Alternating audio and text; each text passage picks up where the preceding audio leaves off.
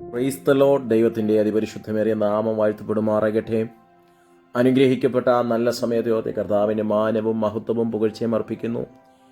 ഈ 2026 പ്രാരംഭ സമയങ്ങളിൽ, പ്രാരംഭ ദിവസങ്ങളിൽ എൻ്റെ പ്രിയപ്പെട്ടവരുമായി ദൈവവചനം പങ്കിടുവാൻ പരിശുദ്ധാത്മാവ് ഭൂമിയിൽ ഒരുക്കിത്തന്ന നല്ല അവസരങ്ങളെ ഓർത്ത് കർത്താവിനെ സ്തോത്രം ചെയ്യുന്ന എല്ലാവരും ഈ പുതുവർഷത്തിൽ പ്രാരംഭ സമയങ്ങളിൽ തന്നെ ദൈവിക അനുഗ്രഹങ്ങളും ദൈവിക നന്മകളും പ്രാപിക്കട്ടെ എന്ന് പ്രാർത്ഥിക്കുകയും ആശംസിക്കുകയും ചെയ്യുന്നു. പ്രിയപ്പെട്ടവരെ, നാം എന്താണോ വിശ്വസിക്കുന്നത്, നാം എന്താണോ ദൈവസന്നിധിയിൽ അടിയുറച്ച് വിശ്വാസത്തോടെ കൽപ്പിക്കുന്നത്, അതുപോലെ നമുക്ക് ഭവിക്കുവാൻ കർത്താവ് ചിലത് ചെയ്യും. നാം എങ്ങനെ വിശ്വസിക്കുന്നുവോ അങ്ങനെ തന്നെ നമ്മുടെ ജീവിതത്തിനകത്ത് ദൈവപ്രവൃത്തി വെളിപ്പെടുത്തുവാൻ കരുത്തുള്ളവനാണ് നമ്മുടെ ദൈവം. മത്തായിയുടെ സുവിശേഷം 8-ാം അധ്യായം അതിൻ്റെ 13-ാമത്തെ വേദഭാഗം ഇങ്ങനെയാണ് വായിക്കുന്നത്: പിന്നെ യേശു ശതാധിപനോട്, പോകുക, നീ വിശ്വസിച്ചതുപോലെ നിനക്ക് ഭവിക്കട്ടെ എന്ന് പറഞ്ഞു. ആ നാഴികയിൽ തന്നെ അവൻ്റെ ബാല്യക്കാരന് സൗഖ്യം വന്നു. Praise the Lord. യേശു കർത്താവിൻ്റെ അനുഗ്രഹിക്കപ്പെട്ടൊരു ശുശ്രൂഷയുടെ തൊട്ടടുത്ത നിമിഷം, ഗിരിപ്രഭാഷണം, മലമുകളിലെ പ്രസംഗമെന്നറിയപ്പെടുന്ന മത്തായിയുടെ സുവിശേഷം 5, 6, 7 അധ്യായത്തിന് അവസാനം യേശു മലയിൽ നിന്ന് ഇറങ്ങി വരുന്നൊരു സന്ദർഭം. യേശു മലയിൽ നിന്ന് ഇറങ്ങി വരുമ്പോൾ ഒരു കുഷ്ഠരോഗി യേശുവിൻ്റെ അരികിലേക്ക് ഓടി വന്ന്, നിനക്കും മനസ്സുണ്ടെങ്കിൽ എന്നെ സൗഖ്യമാക്കുക എന്ന് പറയുമ്പോൾ, എനിക്കും മനസ്സുണ്ട്, നീ സൗഖ്യമാകുക എന്ന് പറഞ്ഞ് അവന് വിടുതൽ കൊടുത്ത തൊട്ടടുത്ത നിമിഷത്തിൽ 100 പേർക്ക് അധിപനായ ശതാധിപൻ എന്ന് പറഞ്ഞൊരു മനുഷ്യൻ, അധികാരമുള്ളവൻ, പണമുള്ളവൻ, പിടിപാടുള്ളവൻ, യേശുവിൻ്റെ അരികിലേക്ക് ഓടി വന്ന് യേശുവിനോട് വലിയൊരു വിഷയം പറയുകയാണ്. 8-ാമത്തെ വാക്യം അങ്ങനെയാണ് വായിക്കുന്നത്: അതിന് ശതാധിപൻ, കർത്താവേ, നീ എൻ്റെ പുരയ്ക്കകത്ത് വരുവാൻ ഞാൻ യോഗ്യനല്ല. ഒരു വാക്കു മാത്രം കൽപ്പിച്ചാൽ എൻ്റെ ബാല്യക്കാരന് സൗഖ്യം വരും എന്ന് പറഞ്ഞു. ഈ വാക്യത്തിനകത്ത് ആ ശതാധിപൻ, 100 പേർക്ക് അധിപനായ അധികാരമുള്ള ആ മനുഷ്യൻ്റെ ഒരു എളിമത്വം, താഴ്മ മനോഭാവത്തെ നമുക്ക് കാണാൻ കഴിയും.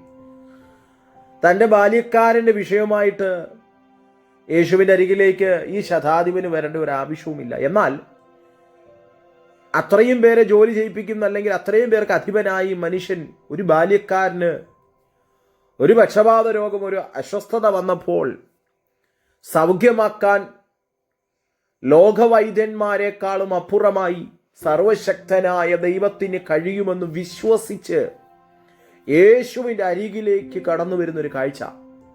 അപ്പോൾ അവൻ്റെ അവിടുത്തെ താഴ്മ മനോഭാവം നമുക്ക് ഒന്നാമതായി കാണാൻ കഴിയുന്നു. രണ്ടാമതായി, അവൻ്റെ കൂടെയുള്ളവരോടുള്ള അവൻ്റെ കൺസേൺ നമുക്കവിടെ കാണാൻ കഴിയും. ദൈവത്തിന് സ്തോത്രം. അവൻ്റെ കൂടെയുള്ളവരെല്ലാവരും ആരോഗ്യത്തോടെ ഇരിക്കണമെന്നുള്ള അവൻ്റെ ആ മനസ്സിനെയാണ് നമുക്കിവിടെ കാണാൻ കഴിയുന്നത്. കർത്താവിന് സ്തോത്രം.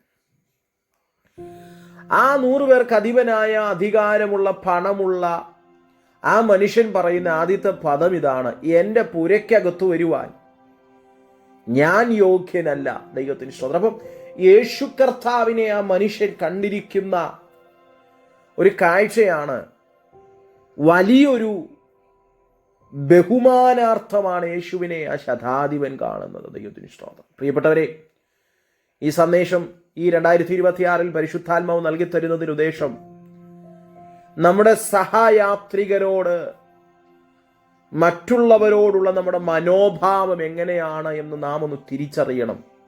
2, ഒരു താഴ്മ മനോഭാവത്തിലേക്ക് നാം എത്തിപ്പെടുവാൻ ദൈവം ആഗ്രഹിക്കുന്നു. 3, എത്ര പണമുണ്ടെങ്കിലും പ്രൗഢിയുണ്ടെങ്കിലും ദൈവമാണ് വലിയതെന്നും ദൈവത്തെ ഭയപ്പെടുവാൻ ഞാൻ യോഗ്യനാണെന്നും നാം തിരിച്ചറിയണം. ദൈവത്തിന് സ്തോത്രം. ഇത്രയും കണ്ടപ്പോൾ യേശു ആ മനുഷ്യനോട് പറയുന്ന, യേശു ആ 10-ാമത്തെ വാക്യത്തിൽ യേശു അവിടുത്തെ കാണുന്നൊരു വാക്യം ഇതാണ്: അത് കേട്ടിട്ട് യേശു അതിശയിച്ചു. ദൈവത്തിന് സ്തോത്രം. പിൻചെല്ലുന്നവരോട് പറഞ്ഞത്, ഇസ്രായേലിൽ കൂടെ ഇത്ര വലിയ വിശ്വാസം കണ്ടിട്ടില്ല എന്ന് ഞാൻ നിങ്ങളോട് പറഞ്ഞു. അപ്പോൾ ഇത്ര വലിയൊരു വിശ്വാസത്തെ യേശു കണ്ടിട്ടില്ല എന്ന് പറഞ്ഞ് അതിശയിക്കുകയാണ്. എന്ന് പറഞ്ഞാൽ തൻ്റെ ബാല്യക്കാരൻ്റെ ഒരു വിടുതലിന് വേണ്ടി തൻ്റെ എളിമത്വം, തൻ്റെ താഴ്മ മനോഭാവം അവിടെ തെളിയിക്കുകയാണ്. വാക്കിലല്ല പ്രവൃത്തിയിലും തൻ്റെ താഴ്മ മനോഭാവം വെളിപ്പെടുമ്പോൾ യേശു പറഞ്ഞൊരു പദമാണ് നാം വായിച്ചു കേട്ടത്. നീ വിശ്വസിച്ചതുപോലെ നിനക്ക് ഭവിക്കട്ടെ എന്ന് പറഞ്ഞു. ആ നാഴികയിൽ തന്നെ അവൻ്റെ ബാല്യക്കാരൻ സഭയ്ക്ക് വന്നു. പ്രിയപ്പെട്ടവരെ, ഇന്ന് ഈ സന്ദേശം പറയുമ്പോൾ ദൈവത്തിൻ്റെ പരിശുദ്ധാത്മാവ് നമ്മളെ ഓർമ്മിപ്പിക്കുന്ന ഒരു വിഷയം, 2025 വരെ നമ്മുടെ മനോഭാവം എന്തായിരുന്നു?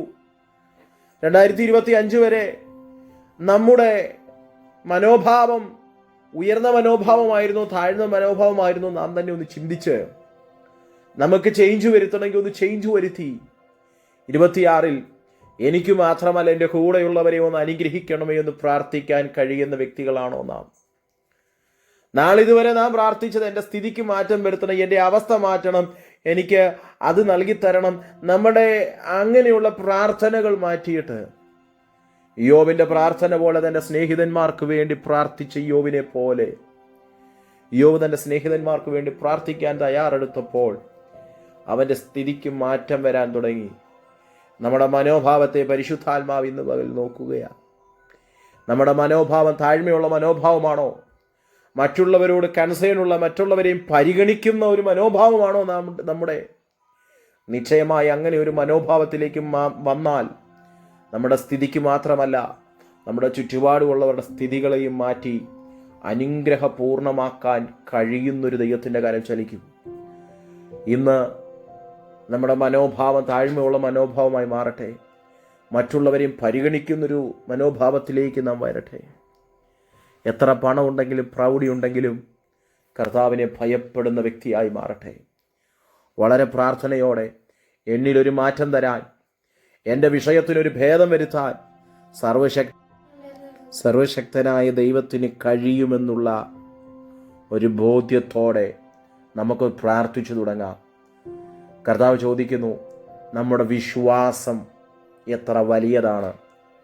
പ്രിയപ്പെട്ടവരെ, നമ്മുടെ വിശ്വാസം ഒന്ന് വർദ്ധിക്കട്ടെ. ചില വിഷയങ്ങളെ നോക്കി ദൈവസന്നിധി താഴ്മ മനോഭാവത്തോടൊപ്പം പ്രാർത്ഥിക്കാൻ തുടങ്ങാം. ദൈവപ്രവൃത്തി നമ്മളിൽ വെളിപ്പെടുവാനിടയായി തീരും. യേശു പറഞ്ഞു, നീ വിശ്വസിച്ചതുപോലെ നിനക്ക് ഭവിക്കട്ടെ.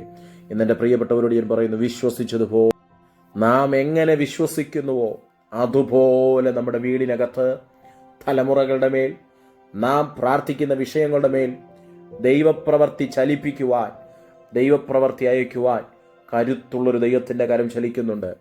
അതുകൊണ്ട് വളരെ പ്രാർത്ഥനയോടെ, ദൈവാശ്രയ ബോധ്യത്തോടെ, വലിയ വിശ്വാസത്തോടെ നമുക്ക് മുൻപോട്ട് പോകാം. കർത്താവ് വചനങ്ങളാൽ നമ്മെ ഏവരെയും അനുഗ്രഹിക്കട്ടെ. God bless you. Thank you.